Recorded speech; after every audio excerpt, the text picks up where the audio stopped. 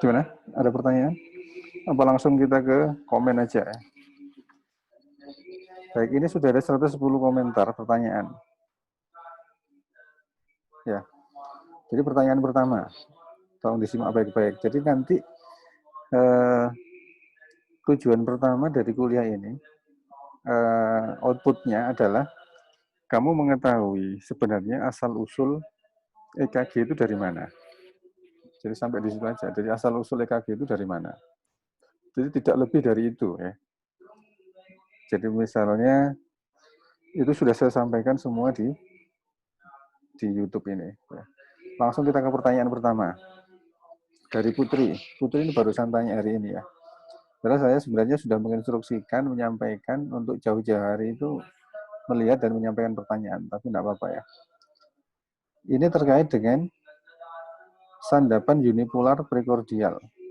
Sandapan unipolar V7, V8, V9 itu tidak terlalu sering digunakan. Kapan sandapan unipolar V7, V8, V9 bisa digunakan? Jadi begini. Jadi saya tanya dulu, sandapan dalam EKG itu ada berapa? Ada yang tahu? Sandapan dalam EKG itu ada berapa? Sandapan ada 3 macam, prekordial, ada ekstremitas, ada sandapan lim. Ya. Kalau sandapan prekordial sendiri itu ada berapa ini? Berapa titik yang sering kita pakai? V1 sampai V berapa? V6 dokter. V6 ya. Ya betul. Jadi kenapa kok sampai V6? Karena V1 sampai V6 ini kurang lebih sudah merepresentasi dari aktivitas kelistrikan jantung. Apakah V1 sampai V6 saja? Tidak, masih ada lagi selanjutnya ya. Ada V7, ada V8, ada V9, yang mana itu letaknya di belakang, di dada, di punggung gitu ya. Kalau V1 sampai V6 kan ada di dada depan. Terus kalau V7, V8, V9 itu ada di punggung. Nah, kenapa kok sampai ada ini? Kenapa kok sampai ada V7, V8, V9 itu untuk apa? Ternyata kepentingannya adalah ini diperlukan ketika kita ingin lebih tahu secara lebih sensitif, lebih tahu secara lebih jelas terkait kondisi kelainan jantung, ya, terutama di daerah-daerah yang ada di jantung bagian belakang. Nah, apakah jantung bagian belakang tidak bisa direkam di depan? Bisa, ya bisa. Jadi lebih bersifat lebih ke arah cross check, seperti maksudnya ya. Jadi bersifat lebih ke cross check, jadi saling mendukung.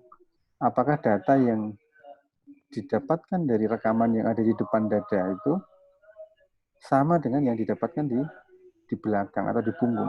Jadi konfirmatori sifatnya. Jadi mengkonfirmasi temuan yang telah dilakukan di dinding dada depan.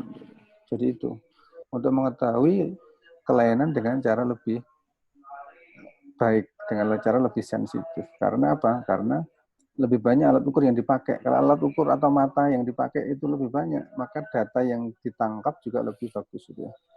Baik, lanjut. Kemudian selanjutnya, pada pasien kasus aritmia, terjadi gangguan irama denyut jantung dan irama jantung. Sangat dipengaruhi stimulus. Apa saja faktor yang berasal dari stimulus yang dapat mempengaruhi irama jantung? Dan bagaimana prosesnya? Jadi, kalau ini berarti sistem konduksi. Ya. Jadi kita lihat dulu sistem konduksi. Sistem konduksi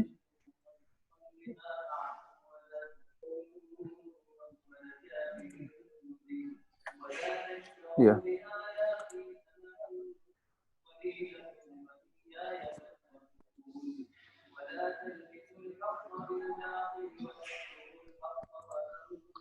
Jadi ini konduksi itu diawali dari mana? Sinus node ini atau sinus atrial node. Sinus atrial node namanya. Ini adalah pacemaker namanya. Pacemaker. Ya ini adalah produksi kelistrikan jantung. Yang mana ini menuju ke AV node. Jadi SA node menuju AV node ini tidak ada saluran khusus, tapi lewat mana? Yaitu lewat dinding-dinding atrium di sini, kanan kirinya ya. Jadi jangan berpikir ini ada kabelnya begitu menuju AV node, itu enggak. Tapi ini lewat sekitar-sekitarnya otot ini.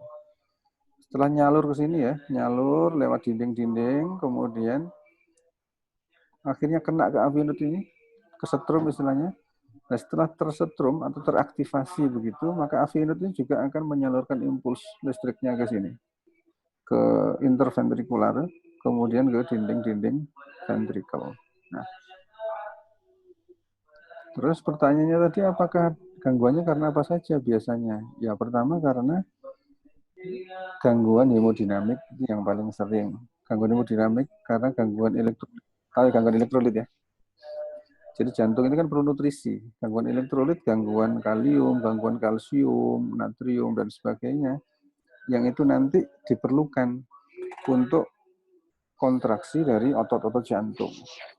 Ya, kontraksi dari otot jantung. Jadi gangguan keseimbangan cairan dan elektrolit itu yang paling sering bisa menyebabkan ini gangguan konduksi, sistem konduksi. Gitu.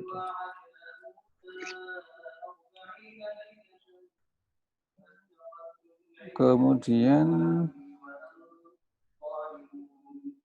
apabila gangguan intake kalsium ketika kontraksi jantung, ya. Jadi kalau ada gangguan kontraksi kalsium, maka otomatis gangguan kontraksi jantung juga akan terhambat. Kenapa? Karena kalsium itu diperlukan untuk apa? Untuk ini potensial aksi jantung. Ya. Kalau kita lihat di sini gambarnya, ya. Ya. Jadi kalsium itu selain dikeluarkan diproduksi oleh sarkolema reticulum atau SR, reticulum sarkolema ya. Itu juga dikeluarkan atau itu diproduksi juga atau dialirkan juga dari luar sel atau ekstrasel. Itu masuk ke dalam. Nah, kalsium ini diperlukan untuk apa? Untuk binding atau berikatan dengan troponin. Ya, karena kalsium ini berkaitan atau binding dengan troponin, maka diinisiasilah atau terjadilah peristiwa yang namanya kontraksi itu. Jadi kalau kalsium itu kurang, tidak diproduksi oleh sarkoplasmic reticulum atau SR di sini ya. SR ini dapurnya sel ya.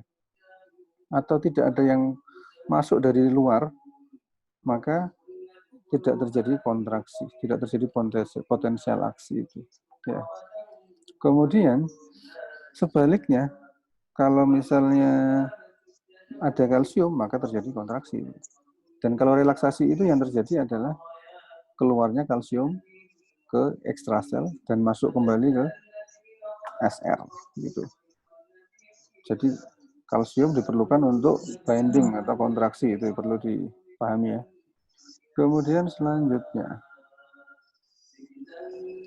apakah aterosklerosis dapat mempengaruhi kelistrikan jantung pada pasien yang memiliki gangguan ritme jantung yang merupakan alat pacu jantung?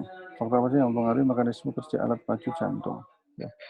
Ya kalau bicara orang aterosklerosis sama pacu jantung itu dua hal yang berbeda ya.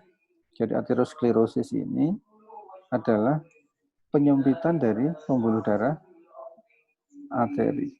Ya. Kalau aterosklerosis ada arteriosklerosis. Kalau aterosklerosis itu berarti pembentukan ateroma. Pembentukan ateroma atau plak yang ada di pembuluh darah. Itu aterosklerosis. Ya.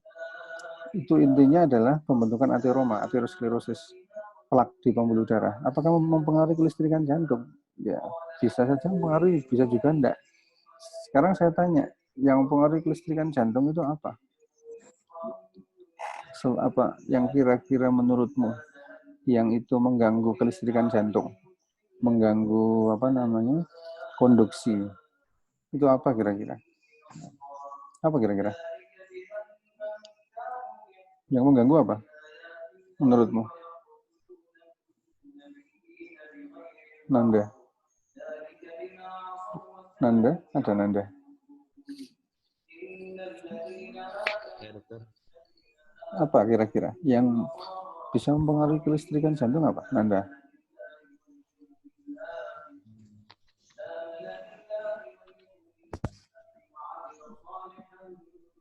Ya, pertama ya listrik yang dinamis. Kalau kamu kesetrum gitu, disetrumkan ke jantung ya pasti terpengaruh. Ya. Kemudian ada faktor mekanik atau trauma, ya, itu jelas mempengaruhi. Jadi listrikan jantung itu kan kelistrikan statis ya. Kelistrikan statis itu artinya tidak nyetrum gitu enggak, ya, tapi kelistrikan statis. Kemudian alat pacu jantung bagaimana alat pacu jantung ini? Jadi alat pacu jantung ini beda kasus dengan aterosklerosis. Alat pacu jantung itu dipakai ketika S-anut atau pacemaker yang kita punya itu sudah tidak bisa berfungsi, tidak bisa memberikan listriknya secara baik dan stabil, sehingga apa efeknya? Denyut jantungnya tidak normal.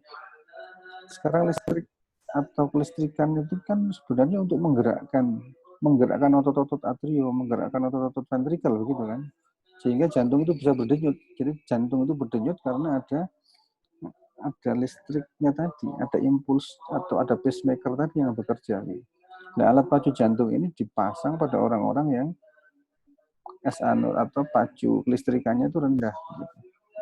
Dan kondisinya biasanya pada orang-orang yang sudah usia di atas 80 tahun, sehingga ada gangguan irama dan sebagainya. Jadi faktor usia ya, sudah capek ya, sudah bertahun-tahun memberikan listrik ya. Jadi begitu. Kemudian lanjut. Apabila suplai darah ke miokardium, mana tadi?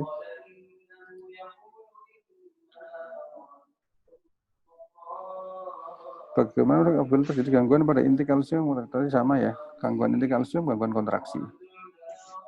Sudah. Nah ini, apabila suplai darah ke miokardium mengalami gangguan, akibatnya apa? Apa kira-kira? Jadi miokardium kan otot jantung. Kalau suplai darahnya mengalami gangguan, berarti suplai nutrisinya ke jantung nggak normal. Ya otomatis timbullah penyakit yang biasanya kita kenal dengan angina pectoris atau nyeri dada atau IMA, infak miokard akut ya. Kenapa? Karena kalau tidak ada suplai darah ke jantung, padahal jantung itu alat yang sangat penting untuk menyuplai kehidupan di seluruh sel tubuh. Kalau ada gangguan, ya sangat vital. Gangguannya sangat berat. Dan yang paling pertama dirasakan adalah di jantung itu sendiri. Kalau jantungnya tidak tercukupi ini ya apa namanya? Tidak tercukupi, kalau jantung tidak tercukupi suplainya, maka yang terjadi adalah nyeri biasanya. Kenapa nyeri? Karena nyeri itu tanda-tanda adanya apa infak atau tanda-tanda adanya iskemi, sesek gitu ya, tanda-tandanya begitu. Kalau udah nyeri infak, jadi nyeri dada pada jantung itu apa namanya sebagai tanda bahwa jantung itu tidak tersuplai dengan baik, tidak apa namanya istilahnya tidak tersuplai nutrisi dengan baik, gitu ya. Oke, sudah. Kemudian kelainan subtub interatrial, di mana terdapat lubang yang tidak menutup dengan sempurna dengan bandel. Ini kelainan embriologi ya, kelainan embriologi, foramen ovale ya. Ini adalah biasa terjadi pada kelainan embriologi. Ya ini ada gangguan kelistrikan konduksi juga pasti. Kemudian segitiga Eindhoven. Jadi Eindhoven itu adalah orang yang menemukan segitiga itu yang dibentuk oleh AVR, AVL, dan AVF. Lalu untuk menentukan panah-panahnya itu bagaimana? Itu sudah rumusan dari sana ya. Itu sudah ditentukan dari sana. Jadi tidak usah untuk dirubah-rubah. Jadi segitiga Eindhoven itu tidak usah dirubah-rubah. Itu nanti juga ada di YouTube. Kepentingannya untuk apa itu? Untuk menentukan aksis jantung ya. Jadi aksis jantung nanti kamu diajari di pengantar CSL. Jadi saya singgung sedikit bahwa aksis jantung itu dilihat dari sandapan lead 1 Ya, lead 1, Romawi 1, dan AVF. Ya. Jadi nanti di lead 1 dilihat resultan antara gelombang R dan S itu resultannya berapa. Ya. Kemudian yang di AVF juga begitu, dilihat resultannya berapa. R dan S. R itu bernilai positif, S itu bernilai negatif. Berarti dijumlahkan. Kalau S itu jadi pengurang ya, dijumlahkan tapi S-nya nanti bernilai negatif. Nah hasilnya nanti dipasang di garis.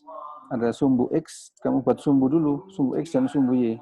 Nah sumbu X itu diwakili oleh lead 1 ya. Ke titik 0 ke kanan itu positif dari lead 1. Kalau sumbu Y, titik 0 ke bawah itu positif. Kalau 0 ke atas itu negatif. Itu sumbu Y, diwakili oleh AVF. Nah, nanti dibuat titiknya, kemudian dibuat garis tegak lurus dari masing-masing sumbu X dan Y. Terus dicari perpotongannya, terus dihubungkan dengan titik potong X dan Y. Dan nanti semua ada di cara baca EKG ya. Dan nanti dilihat aksisnya jantung kita itu normal apa enggak. Normalnya adalah minus 30 sampai plus 110 derajat. Ya, itu aksis. Jadi kepentingannya segitiga Einthoven salah satunya itu ya, mengetahui posisi jantung. Kemudian mohon izin dokter, karena di situ dijelaskan bahwa ada irama jenis sinus. Lalu adakah jenis irama lain, dokter? Bagaimana karakteristik khas? Iya, jadi irama itu ada dua, ada sinus dan asinus. Gitu. Irama sinus adalah irama yang berasal dari sinus SA node namanya, sinus atrial node, yang dari atas. Apakah ada irama lain? Ada namanya irama asinus. Sumbernya dari mana? Itu dari atas ventricle. Dari atas ventricle biasanya dinamakan supraventricular. Gimana sumbernya? Ya bisa dari AV node. Normalnya kan dari SA node. Berarti ada juga yang dari AV node. Jadi ada ya. Irama sinus dicirikan dengan selalu ada gelombang P dan diikuti oleh GRS. Karena gelombang P itu adalah perwakilan dari kontraksi apa? Perwakilan dari kontraksi apa gelombang P? Doni? Donika. Doni. Gimana Doni? Gelombang P itu adalah wakil dari adanya peristiwa atau akibat dari peristiwa adanya peristiwa apa? Kontraksi dari apa Doni? Doni mana?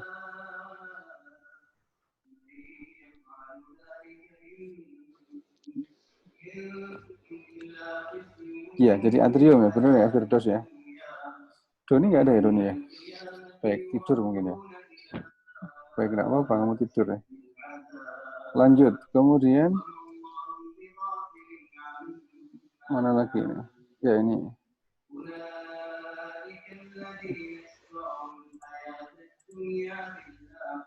Apakah pemberian ring pada jantung dapat mempengaruhi kelistrikan? Ya, jelas saja. Jadi ring itu bukan pada jantungnya, tapi pada pembuluh darahnya, pembuluh darah arteri. Ya. Pembuluh darah arteri itu dikasih ring untuk membuka biar tidak ada sumbatan, begitu ya. Kalau tidak ada sumbatan, aliran darahnya lancar. Ya.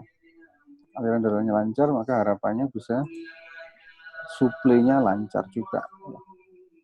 Ya nanti apa efeknya ya?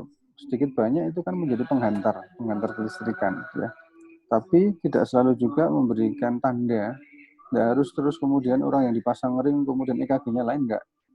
Ada yang memberikan gambaran lain, ada yang sama saja seperti orang lainnya. Karena ring itu bukan besi yang besar itu bukan, cuma sedikit tipis gitu kan, tipis yang ditaruh di arteri gitu ya, di pembuluh darah gitu. Jadi bisa iya, bisa tidak juga. Ya. Kebanyakan tidak menimbulkan gambaran yang istimewa atau signifikan begitu di EKG. Kemudian pada sistem penghantar khusus, bagaimana jika SA node mengalami kerusakan? Ya, kalau SA node kerusakan ya berarti sumber listrik berasal dari mana? Kalau SA node hilang, berarti sumber listriknya hanya ada di apa? Apa? Sabrina. Sabrina A. Ada di bawahnya S anut apa? A? Avenot. Avenot. Kalau S anut itu mati, berarti dia otomatis tidak bisa mengalirkan arus listriknya melewati atrium. Berarti kira-kira kontraksi atrium terjadi apa enggak? Tidak bisa terjadi. Berarti atrium tidak ada kontraksinya. Efeknya di EKG apa? Kalau atrium tidak ada kontraksinya, berarti tidak ada gelombang P, gitu kan? Itu yang ada apa ya? AV node aja. Sementara AV node itu juga punya kelistrikan juga, frekuensinya punya sendiri dia. Ya. Jadi coba dilihat di sini. Jadi AV node itu punya kelistrikan sendiri. Ya. Nanti ini coba, ya ini ya. Jadi AV node itu punya kelistrikan sendiri. Mana ini? S anode juga punya kelistrikan sendiri. Ya. Ini coba dilihat. Jadi S anode itu 60 sampai 80 kali per menit. Itu tempatnya di sini ya. Di pojok sini. Anterior, middle, posterior. Ini ada 3 nodal ya. Kalau S anode rusak, maka kalau ini rusak ya tidak ada listrik di sini. Yang ada di bawahnya yaitu di AV node. AV node berapa? Ininya frekuensinya 40 sampai 60 kali per menit. Yang mana ini hanya untuk mengalirkan listrik di ventricle, berarti cuma ventricle-nya aja yang berdenyut. Ya, otomatis terjadi gangguan. Ya, nanti bisa jadi gangguan kelistrikan. Hey, Cesar. Noting.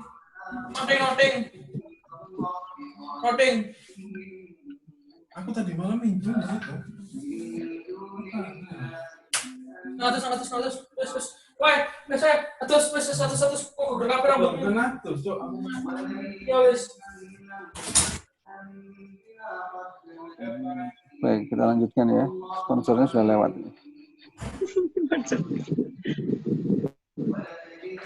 Baik, kita lanjutkan ke ini, pengantar khusus ya.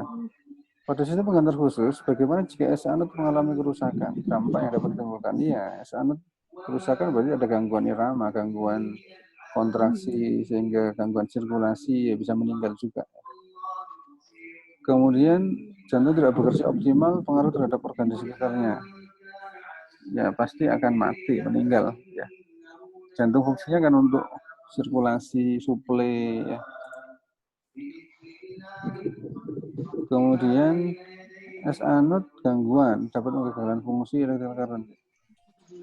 Tidak diteruskan dan apakah yang jadi berefeknya pada jantung ya. Jadi skala S anode kalau sudah ada kelainan adanya gangguan irama gitu ya.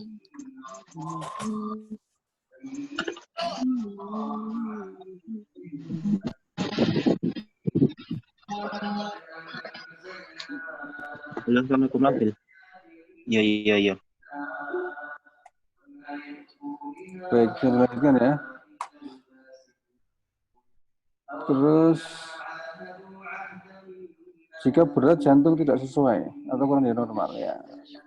Umumnya sih jantung itu sesuai dengan kepalan kita masing-masing ya.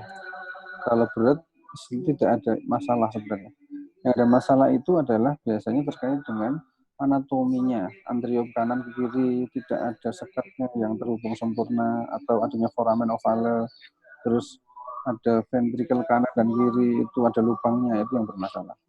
Jadi tidak ada selama ini yang masalah jantung itu karena jantungnya kecil atau besar, karena umumnya menyesuaikan dengan bentuk tubuh atau disesuaikan dengan bentuk kepalannya dia, kepalan tangan ya. Umumnya begitu. Jika seseorang menggunakan alat bantu pada jantung, apakah akan mengganggu kelistrikan? Ya jelas ini, kalau pakai pacemaker ya nanti mengganggu kelistrikan. Di EKG ya berarti nanti ada gangguan juga. Tapi nanti makanya ditanya ini pakai EKG aja kita kalau mau ngukur kan disuruh untuk melepas semuanya, cincin, kemudian sapu, gigi palsu, kemudian hal-hal segala sesuatu yang berhubungan dengan besi ya. Kenapa? Karena itu mengganggu konduksi dari jantungnya itu. Kemudian mulai S-anut, AV-anut sampai ke seluk beluk kenapa semakin menurun? Ini maksudnya menurun gimana ini maksudnya? Menurun ini gambarnya apanya? Artinya. Ya. Kalau secara aslinya S-anut, AV-anut dan seluk beluknya denyutnya itu kan menurun memang iya. Ini kenapa? Ini sifat karakteristik dari pacemaker itu. Kenapa kok segitu ya? Saya tidak tahu jawabannya. Ini sudah pemberiannya dari sononya ya. Jadi Allah itu memberikan kepada kita sebuah sel yang memiliki kemampuan autoritmis namanya. Autoritmisnya itu segitu itu. Kalau S-anut itu sekitar 80 kali per menit ya. Kalau AV-anut lebih rendah lagi 60. Kalau Burkinya lebih rendah lagi 40 misalnya begitu. Kenapa kok nilainya segitu ya? Allah yang memberikan kemampuan seperti itu. Kalau mau dipikir logisnya, ya bisa jadi ya tubuh kita itu membutuhkan suplai metabolisme oksigen dan sebagainya itu dalam 1 menit ya kurang lebih segitu 60 sampai 100 kali per menit gitu kan.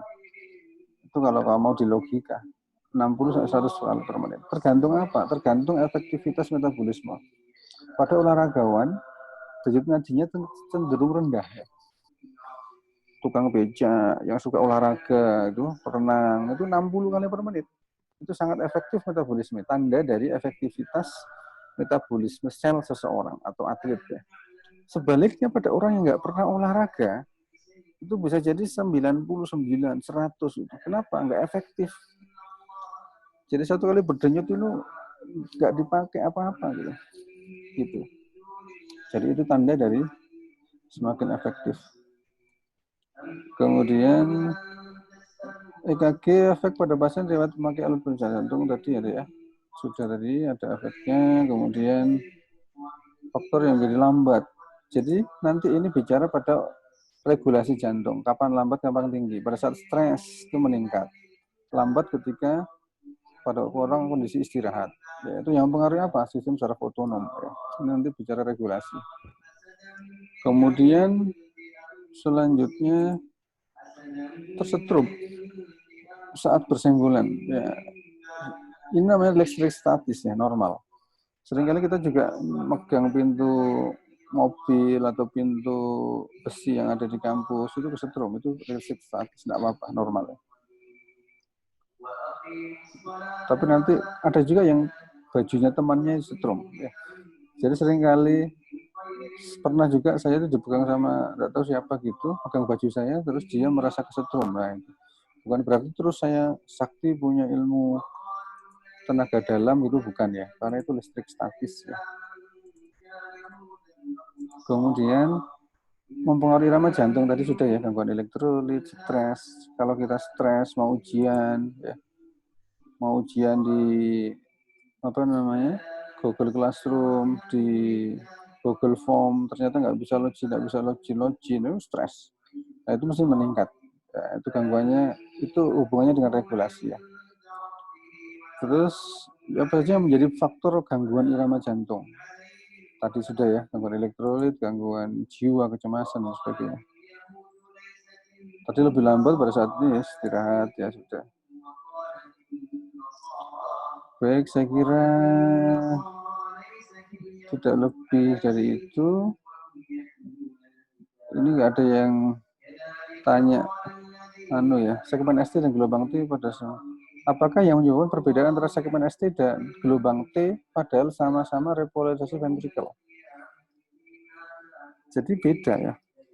ST dan gelombang T.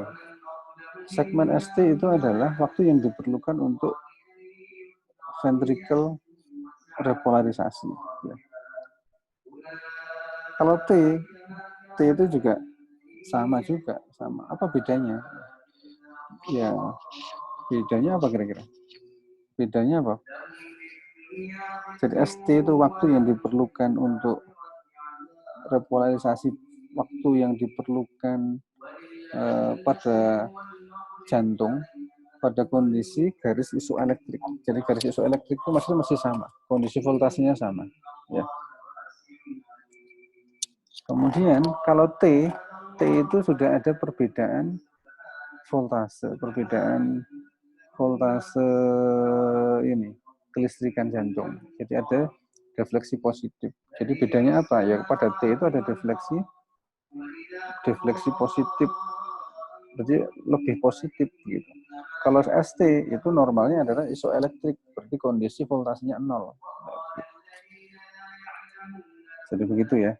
Jadi pada T itu sama-sama relaksasi, tapi kondisi kelistrikannya adalah positif, lebih positif. Kalau ST, segmen ST itu garis isoelektrik. Kalau gelombang T itu defleksi positif. Berarti kelebihan dari arus listrik positif. Itu beda ya. Beda. Nah, ST sama T ini kan timbul karena direkam oleh EKG kan. Kalau kita bicara EKG maka bicara kelistrikan. Kalau bicara kelistrikan berarti bicara apa? Kita lihat. Berarti pada saat impuls listrik itu terekam oleh gelombang EKG yang direkam dengan yang diwakili dengan ST, itu kondisinya itu tidak ada perubahan. Jadi bisa jadi dia itu lewat garis interventrikel tadi. Terus setelah itu menyebar ke semua ventrikel, kemudian bisa jadi negatif. Jadi bayangkan bahwa EKG itu adalah manifestasi dari aliran listrik jantung. Jadi manifestasi aliran listrik jantung. Kalau T itu kan berarti repolarisasi. Ya, repolarisasi itu berarti apa? Kalau di potensial aksi kan turun. Ya. Tapi karena ini yang direkam listriknya, ya berarti terus defleksinya positif, berarti pada kondisi itu ada kelebihan arus positif gitu. Jadi bedakan nanti direkam di EKG, kemudian gambaran potensial aksi, ya. Kemudian irama jantung atau fasenya apa, kontraksi apa relaksasi dari atrium atau ventrikel.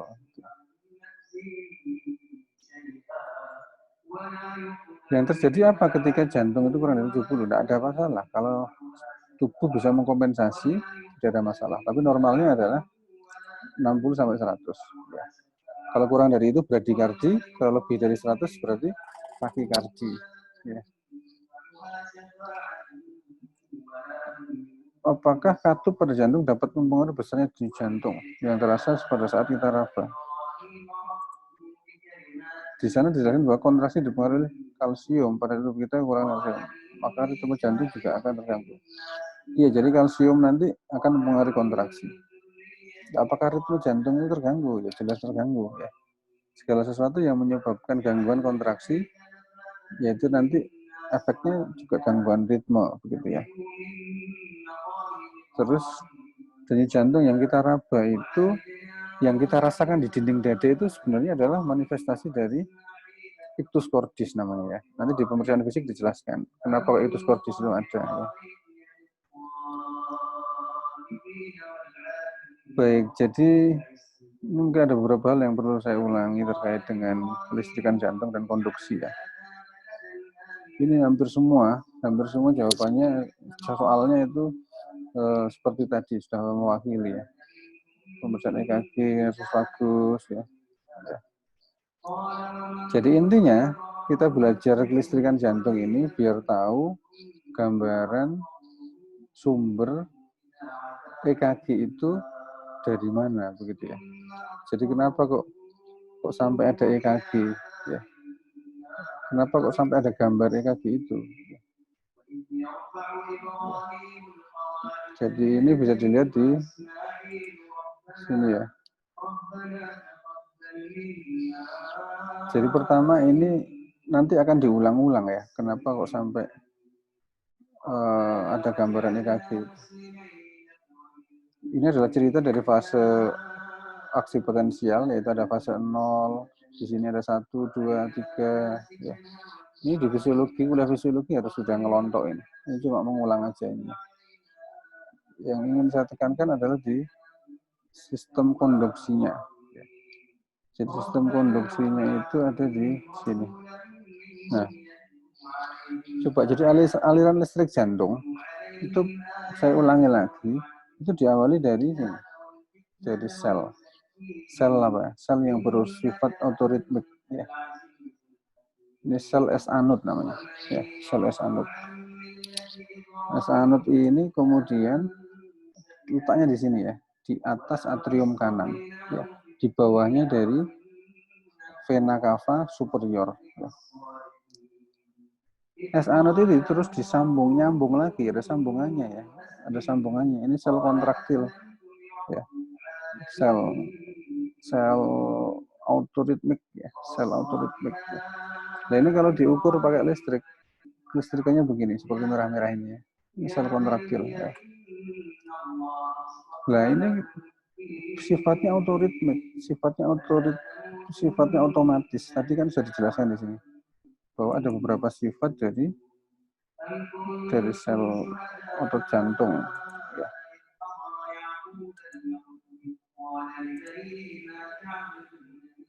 Ya.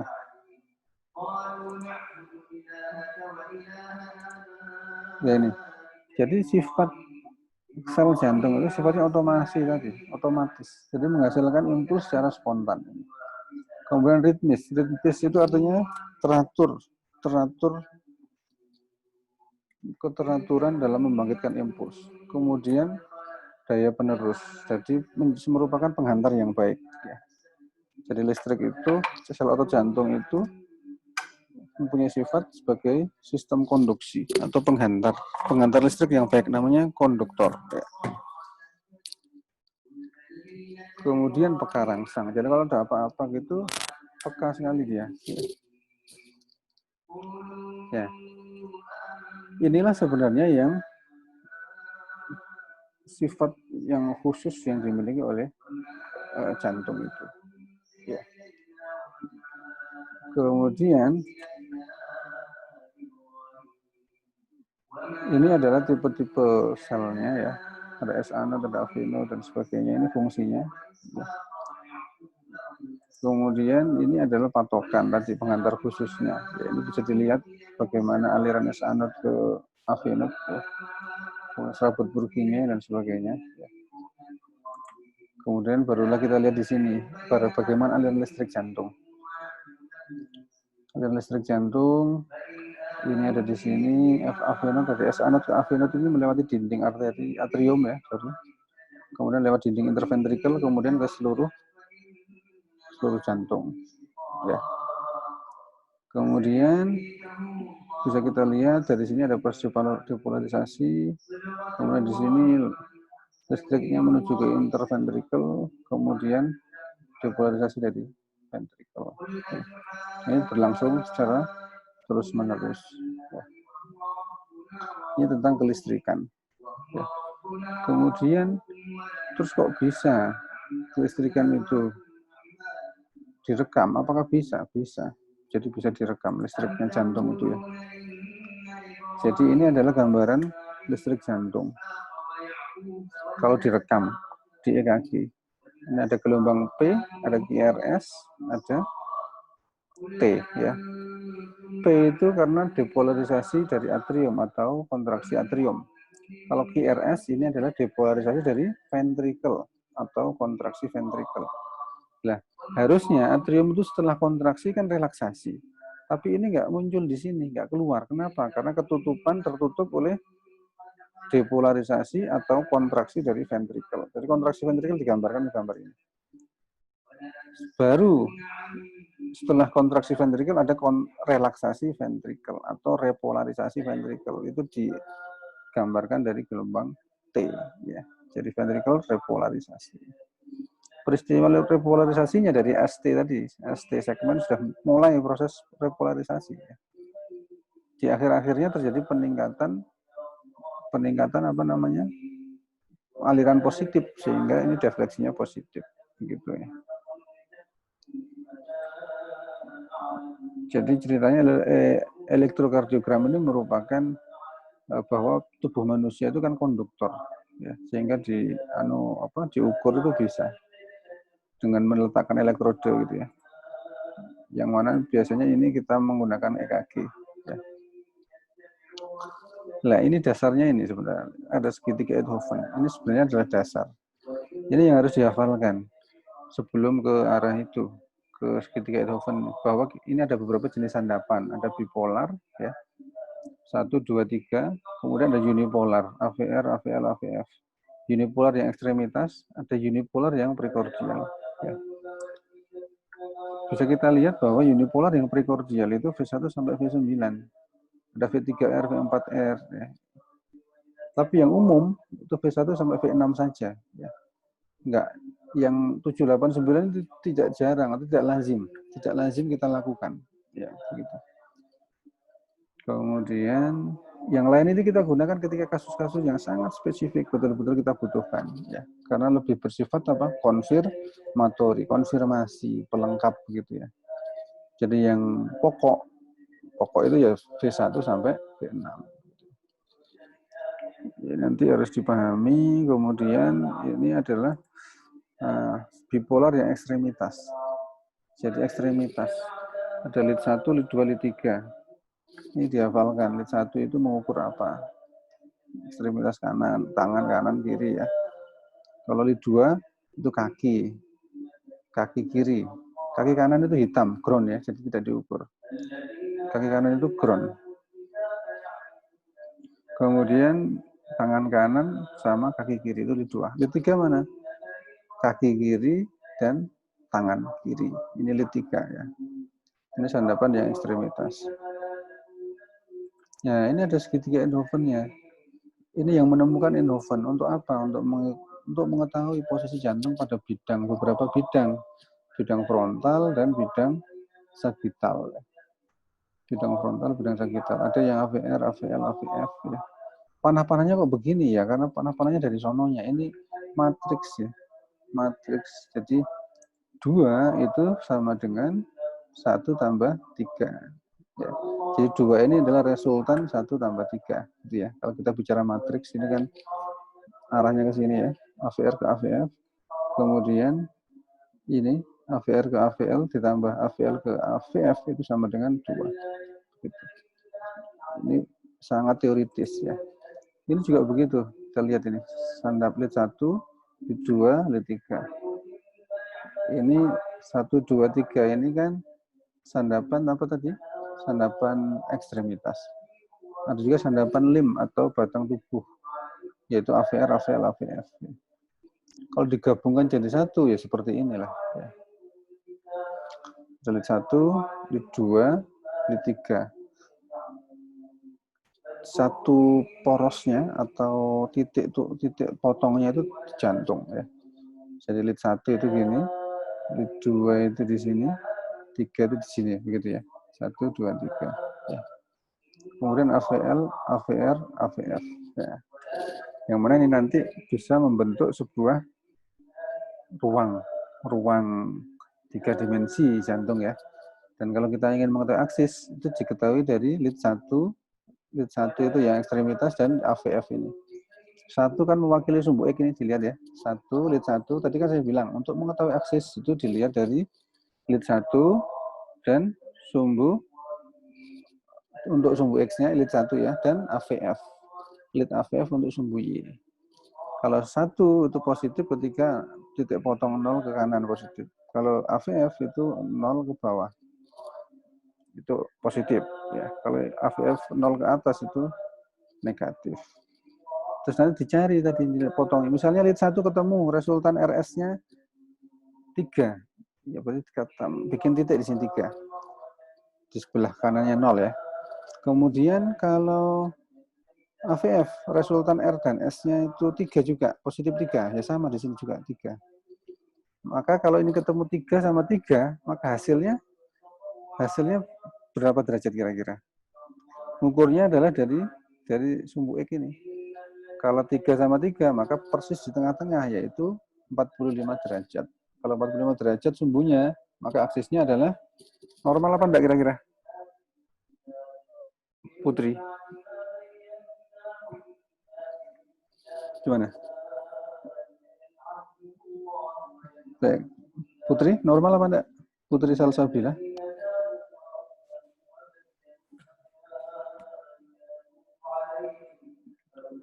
Atau yang lain yang masih bangun, normal apa enggak? Kalau sumbunya 45 derajat.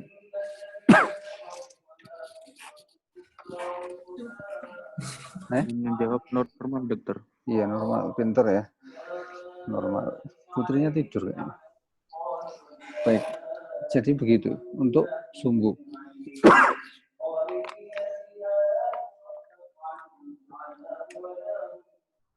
Baik, saya kira itu ya. Nanti saya kira bisa ditanyakan lagi kalau ada sesuatu yang kurang jelas. Sampai sini ada yang ditanyakan?